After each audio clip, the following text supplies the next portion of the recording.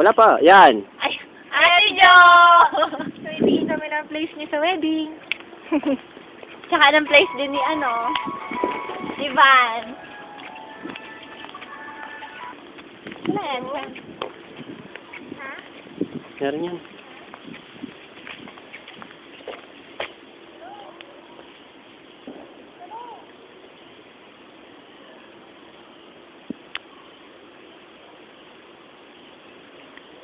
Sino yun?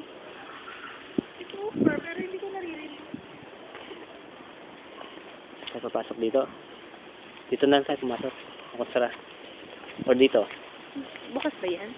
Check natin.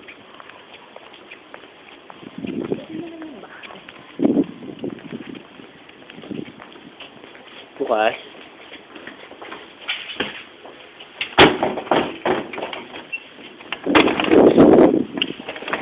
Oh.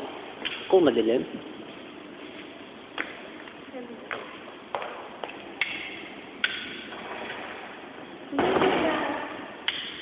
Ito, pwedeng gamitin? Oo, pwede nung gamitin.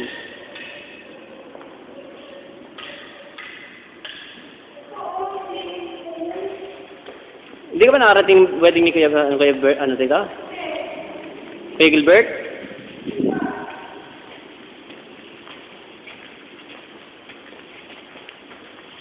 Actually, maganda talaga to.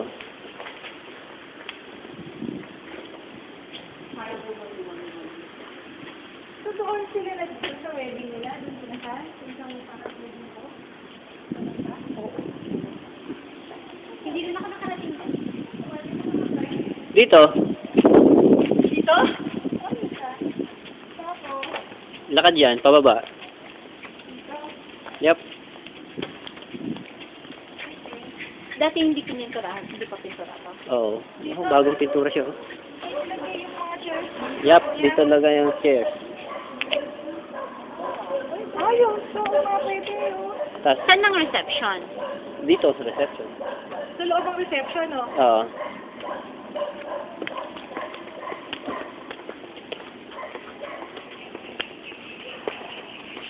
Okay. Pwedeng gamitin ng pool?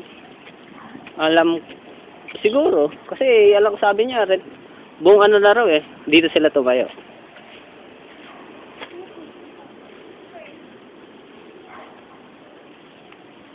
Everything is pwede siyang gamitin. Yep.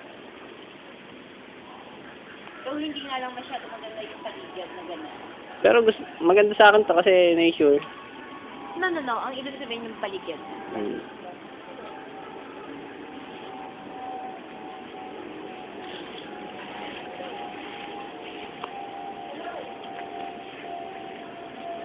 Pwede nga doon na lang yung ano yun eh.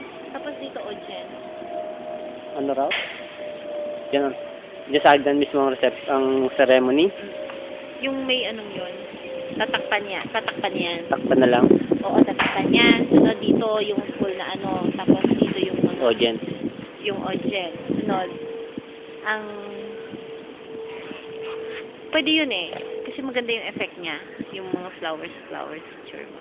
Sunod sa likod nun yung ano. Pwede nga.